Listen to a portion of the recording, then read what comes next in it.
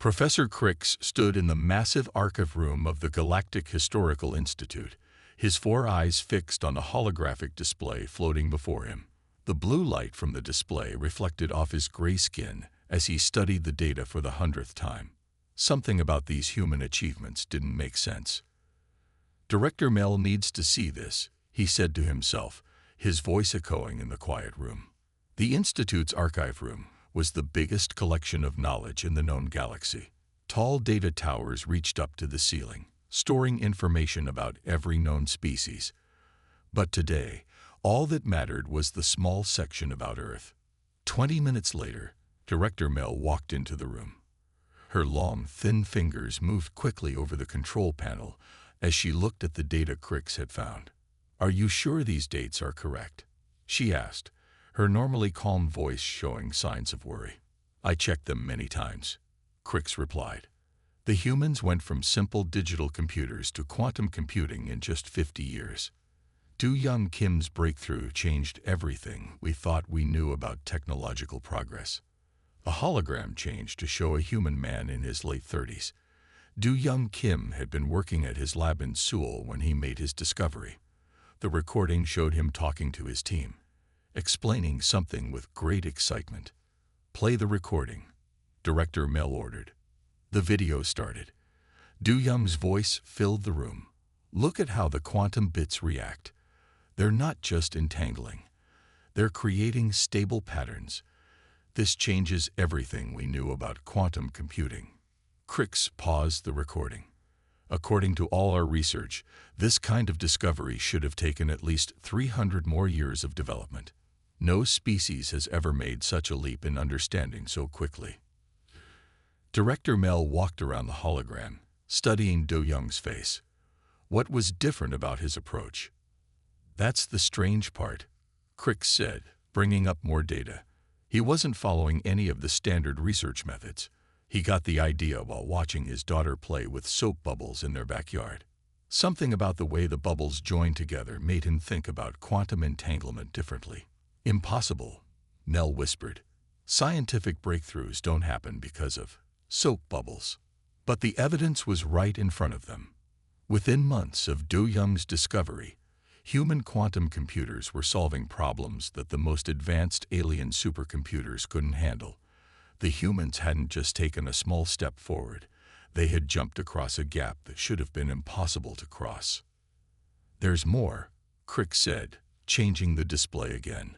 "This wasn't a one-time thing. We're finding similar patterns all through human history. They make connections that don't follow logical progress. They solve problems in ways that shouldn't work, but somehow do."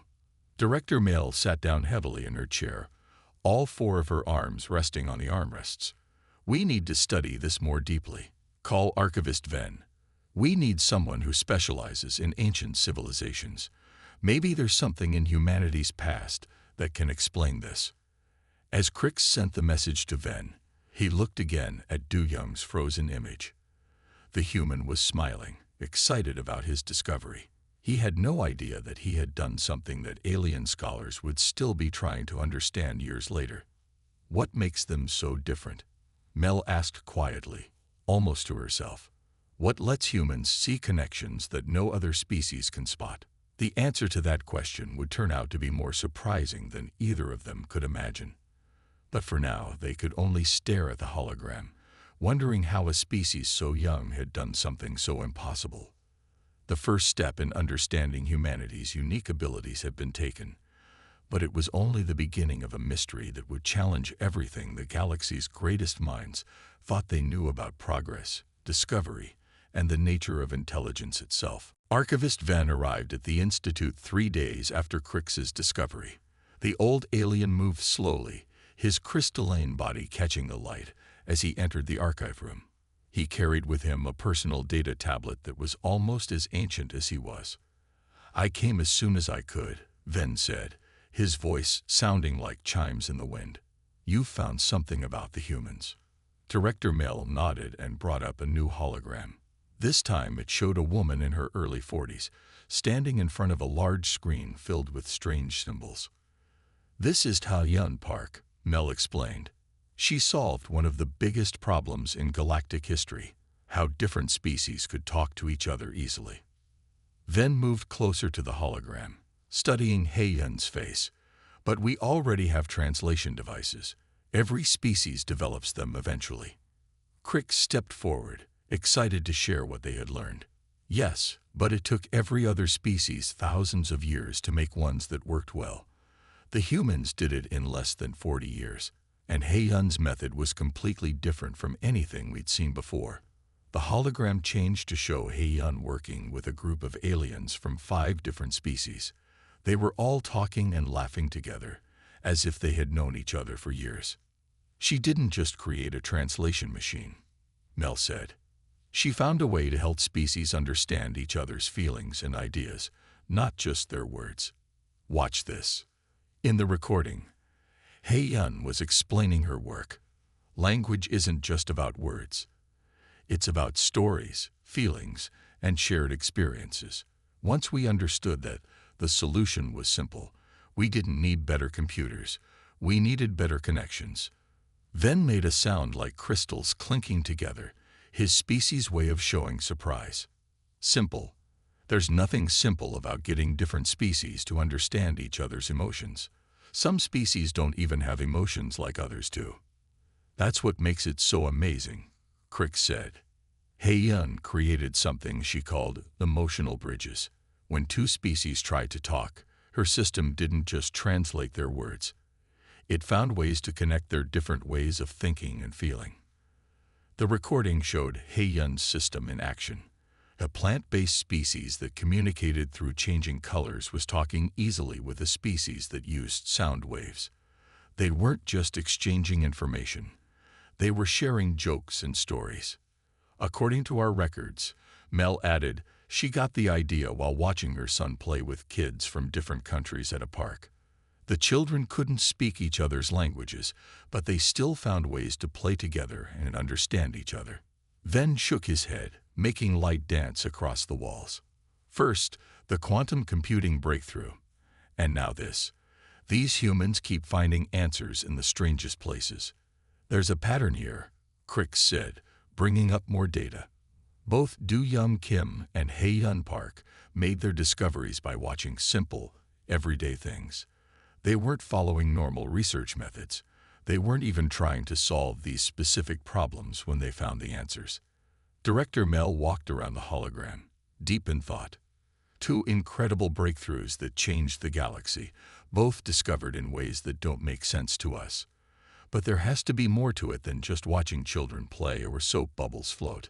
Perhaps, Ven said slowly, we're looking at this the wrong way. We keep trying to understand how they made these discoveries so quickly. Maybe we should be asking why other species didn't find these solutions sooner. The 3 aliens stood in silence, watching the recording of Hei-Yun laughing with her group of alien friends. Somewhere in these simple moments, children playing, bubbles floating, people laughing, lay the secret to humanity's impossible achievements. They just had to figure out what they were missing. The next morning, Professor Cricks found Director Mel and Archivist Ven already in the archive room. They were studying a new hologram, this one showing a military command center on Earth. In the center of the image stood a tall man wearing a simple black uniform with silver stripes. This is Ta-Wan Lee, Director Mel said as Cricks entered. He changed how we travel between stars, and he did it by breaking rules we thought couldn't be broken. The hologram showed Ta-Wan standing in front of a large star map. He was moving his hands, drawing lines between different solar systems as he talked to his team. Everyone said you needed massive amounts of energy to make wormholes, Ta-Wan was saying in the recording. But what if we think about it like a river instead of a tunnel? Water always finds the easiest path to flow. Ven's crystalline body sparkled with interest. A river? What does water have to do with space travel? That's what makes this so fascinating, Nell said. Before Ta-Wan, every species tried to force their way through space. They used huge engines and massive amounts of power, but he saw it differently. Cricks brought up another display showing complex calculations. Our best scientists said it would take at least another 1,000 years to develop stable wormhole travel. The energy needed was too high, the calculations too complex. But Taiwan found another way. The recording continued, showing Taiwan drawing more lines on the star map. Space isn't solid, he explained to his team. It bends and flows like water. We don't need to punch through it.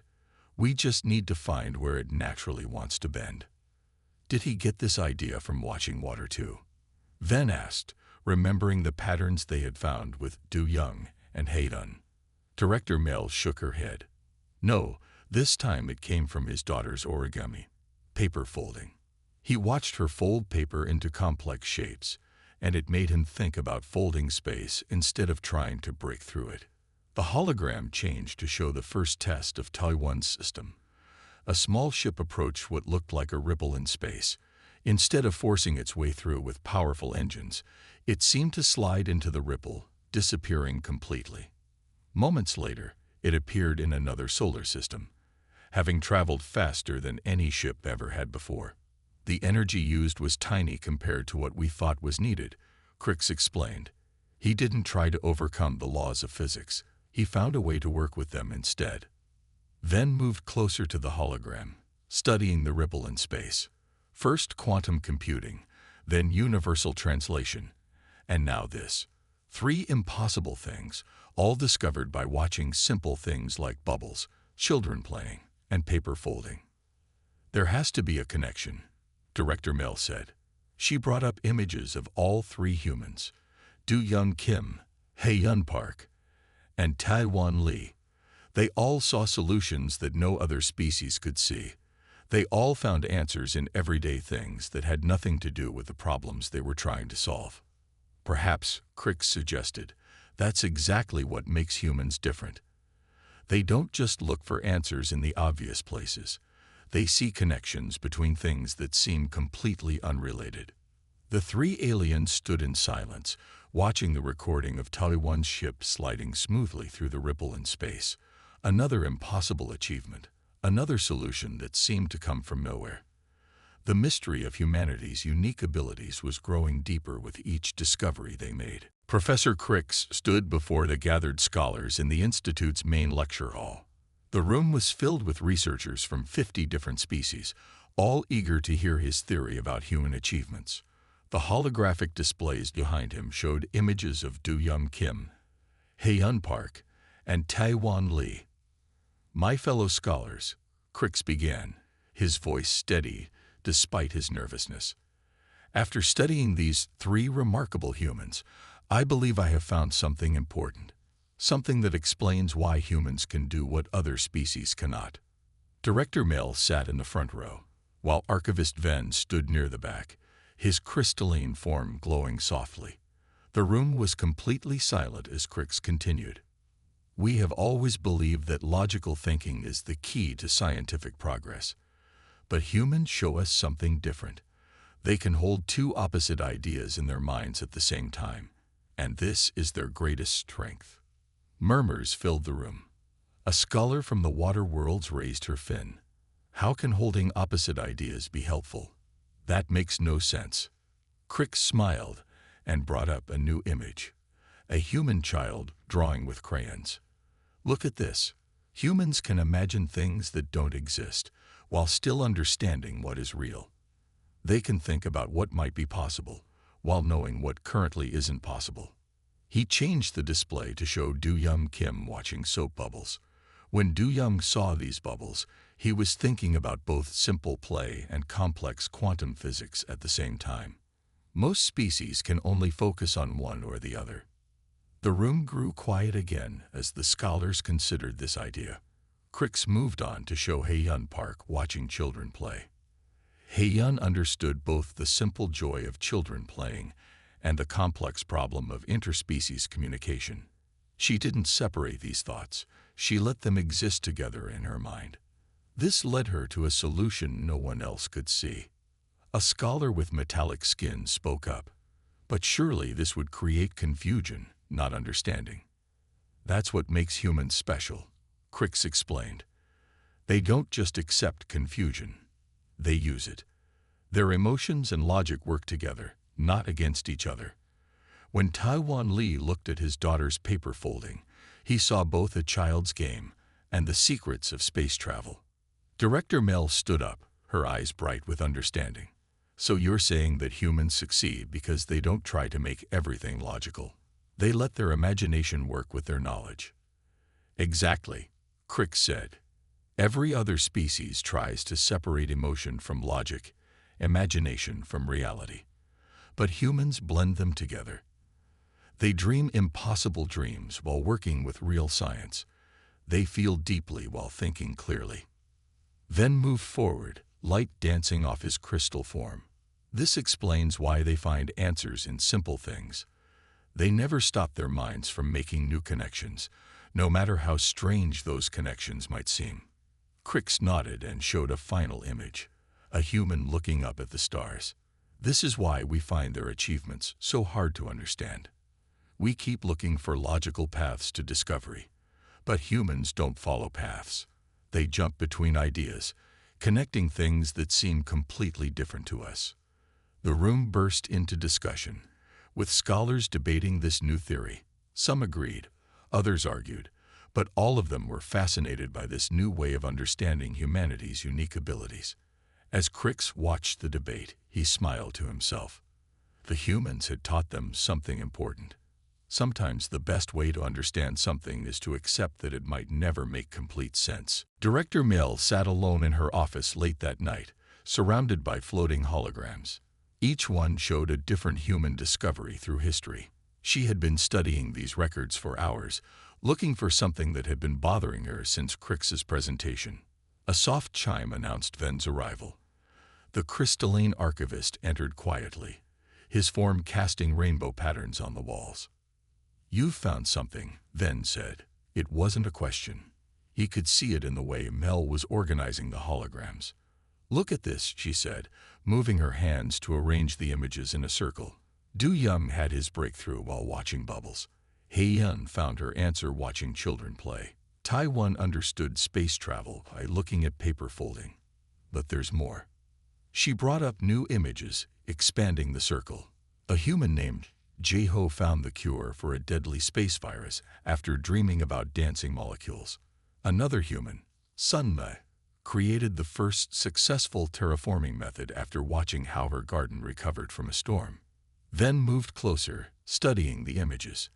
They all found answers in unexpected places. Not just unexpected, Mel said, her excitement growing. They found answers in places where other species wouldn't even think to look. And look at this pattern. Many of their biggest discoveries happened when they weren't actively trying to solve the problem. She played a series of recordings.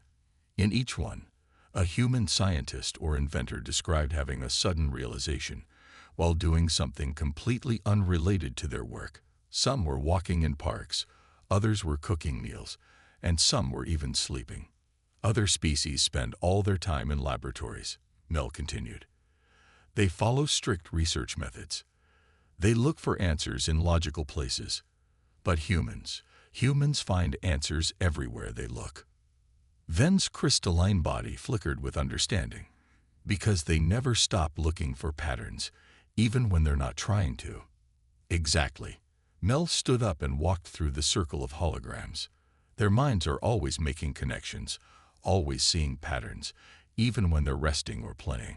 It's like they can't turn it off. She brought up another recording, this one showing a human child solving a puzzle. Look how this child tries different approaches without fear of being wrong. Other species teach their young to follow specific methods, but humans encourage exploration and mistakes. And these mistakes sometimes lead to discoveries, Ven added, beginning to understand. Because they're not afraid to be wrong. They're willing to see patterns that might not be obvious at first. Mel nodded excitedly. That's why they can achieve things so much faster than other species. While we carefully follow established paths, humans are taking shortcuts and finding new routes that we never imagined could exist. She paused the recordings and looked at all the images floating around them. Each one showed a moment of human discovery, a moment when someone saw a pattern that changed everything.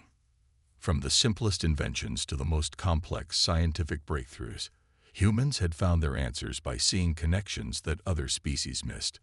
Maybe, Venn said softly, their greatest strength isn't just their ability to see these patterns.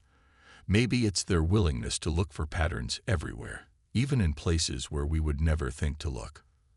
Director Mel smiled as she looked at all the discoveries floating around them.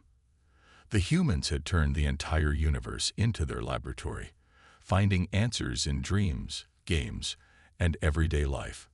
It was beautiful, in its own chaotic way. Archivist Venn stood before the Historical Institute's main computer, watching as it displayed Earth's history of scientific development.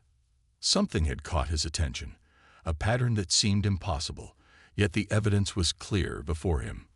Professor Crix and Director Mill joined him, curious about his urgent message. The crystalline archivist's body was pulsing with excited light as he showed them his discovery. "Look at these moments in human history," Venn said, bringing up several images. "Here's the space race between two groups of humans called Americans and Soviets. They were rivals, almost enemies. But their competition led to incredible advances in space travel." Director Mel studied the data. "Other species compete too. What makes this different?"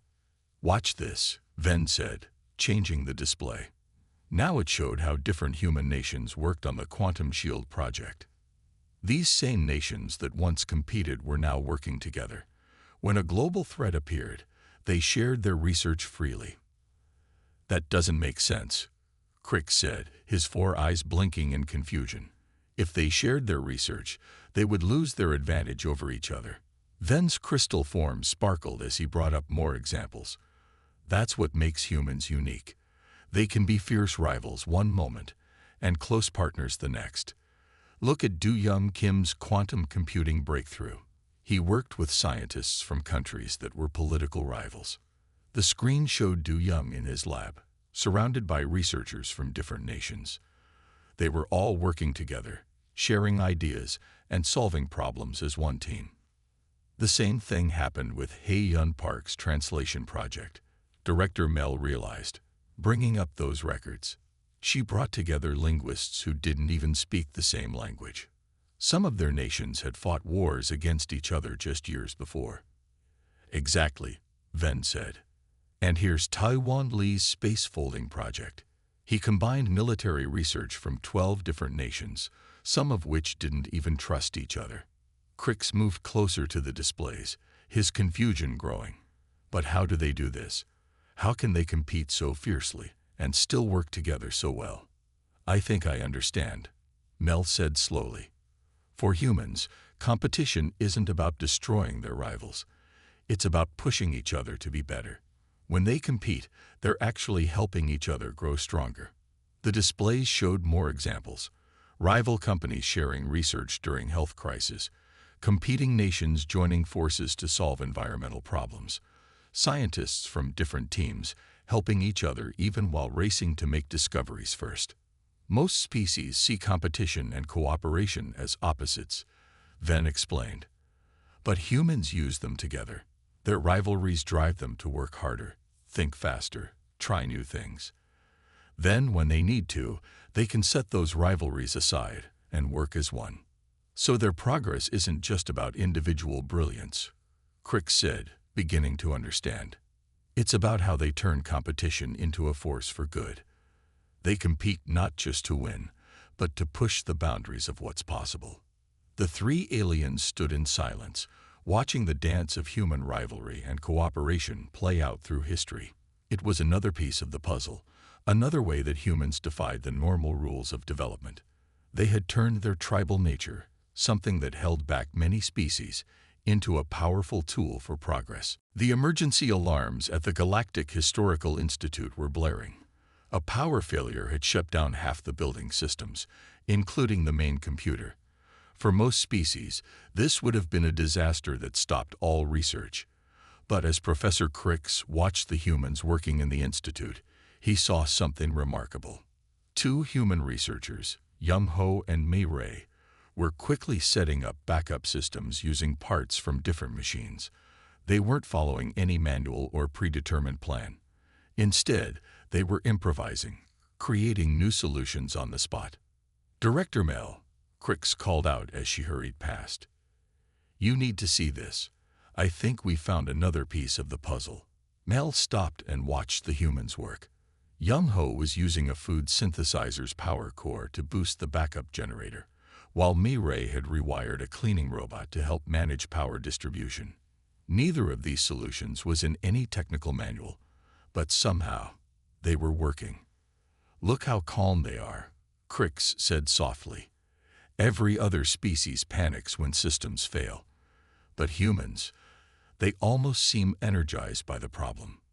Ven joined them, his crystalline form glowing dimly in the emergency lighting. "It's not just here. I've been studying records of human achievements throughout history. Many of their greatest breakthroughs happened during their most difficult times." The three aliens watched as Young Ho and Mi-Ray got the backup systems running. Within an hour, they had restored power to the most important sections of the Institute. Other species technicians were still reading manuals and trying to follow standard procedures. "Think about Du Young's quantum computing breakthrough," Mel said. "It happened when his laboratory was struggling with budget cuts and equipment failures. Most researchers would have given up, but he found a way to do more with less. And He Yun developed her translation system during a global communication crisis," Crix added. "When all normal channels of communication were breaking down, she created something entirely new." Ven's crystal body pulsed with excitement. Taiwan Li made his space-folding discovery when his team was facing a complete shutdown. They had no resources, no support, and everyone said their project was impossible. As the emergency lights stabilized, Director Mel walked over to where Young Ho and Mi-Ray were fine-tuning their makeshift power system. "How did you know this would work?" she asked them. Young Ho smiled. "We didn't know for sure. But sometimes you have to try things that might not work, especially when nothing else is working. The biggest problem other species have," Mi-Ray added, "is that they only try things they're sure will succeed. But the best solutions often come from trying things that seem impossible." Later, in Mel's office, the three alien scholars discussed what they had seen. "Other species need perfect conditions to make progress," Crix said. "They need all their systems working, all their resources available, all their plans in place. But humans," Ven continued, "they thrive in chaos. They do their best work when things are going wrong. It's like the chaos forces them to think in new ways." Director Mel nodded slowly. "They don't just accept chaos. They use it. Every crisis becomes an opportunity to try something new. Every failure becomes a chance to find a better way." It was yet another way that humans defied the normal rules of progress. They didn't need perfect conditions to advance. In fact, they often made their greatest leaps forward when conditions were at their worst. 1 year after their first discovery about human achievements, Professor Crix, Director Mel, and Archivist Ven gathered in the Institute's Grand Hall. Today, they would present their final research paper to the galaxy's scientific community. The hall was packed with scholars from hundreds of worlds, all eager to understand the mystery of humanity's unique abilities. Director Mel stepped up to the podium first. Behind her, a hologram showed Earth spinning slowly in space. "When we began this study," she said, "we thought we would find a simple answer to how humans achieve the impossible. Instead, we found something far more interesting. We discovered that their greatest strength is that they cannot be easily understood." The room grew quiet as she continued. Images appeared showing Du Young Kim with his soap bubbles, He Yun Park with her playing children, and Taiwan Li with his daughter's paper folding. "Humans succeed because they break all our rules about how progress should happen," Crix added, joining her at the podium. "They mix emotion with logic. They see patterns where none should exist. They turn competition into cooperation and chaos into opportunity." Ven's crystalline form glowed softly as he moved forward. Most importantly, they never stopped looking for answers, even in places where we would never think to look. Every moment of their lives becomes a chance to learn something new, to see a connection we would miss. The hologram changed to show Yumho and Myray's creative solution during the power failure, then shifted through other examples of human innovation through history. We have always believed that progress must follow a straight line, Mel explained. That discoveries must come from careful research in controlled conditions. But humans show us a different way. They follow curved paths, jump between ideas, and find shortcuts we never imagined could exist. Crix gestured to the displayed images of human achievements. They can hold opposite ideas in their minds at once. They can be fierce rivals one day and close partners the next. They do their best work when everything is going wrong. And somehow, all of these things that should hold them back actually push them forward. But the most remarkable thing, Ven added, his crystal form sparkling with excitement, is that humans do all this without realizing how special it is. To them, this is just how life works. They don't see their achievements as impossible. They simply haven't learned that these things can't be done. Director Mel raised all four of her hands for silence as the crowd began to discuss excitedly. Our final conclusion is this. Humanity's greatest achievement is not any single discovery or invention. Their greatest achievement is their ability to keep achieving the impossible, again and again, in ways we can barely understand. The hall erupted in discussion as the three scholars finished their presentation. Some agreed with their findings, others argued against them, but all of them were fascinated by this strange species that kept breaking the rules of progress. Later that evening, Mel, Crix, and Ven stood together in the archive room where their study had begun. Through the window, they could see Earth's sun shining among the stars. "Do you think we'll ever fully understand how they do it?" Crix asked quietly. Director Mel smiled. "Perhaps not understanding is the point. Perhaps humans achieve the impossible precisely because they don't try to understand everything first. They just keep trying, keep thinking, keep connecting things in new ways." And maybe, Ven added, his crystal form glowing softly in the starlight. That's the greatest lesson they have taught us, that some mysteries don't need to be solved to be valuable. Sometimes, the mystery itself shows us new ways to see the universe.